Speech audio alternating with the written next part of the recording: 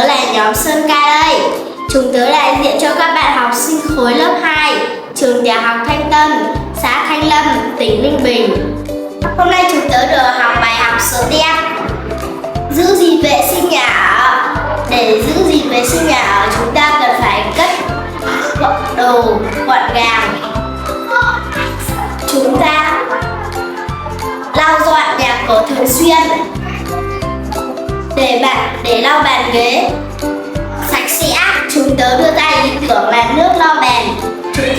Nhóm tớ chuẩn bị những nguyên vật liệu sau đây: vỏ bưởi, vỏ cam, quế, chanh, sả, can nước, chai nước, kéo và dao.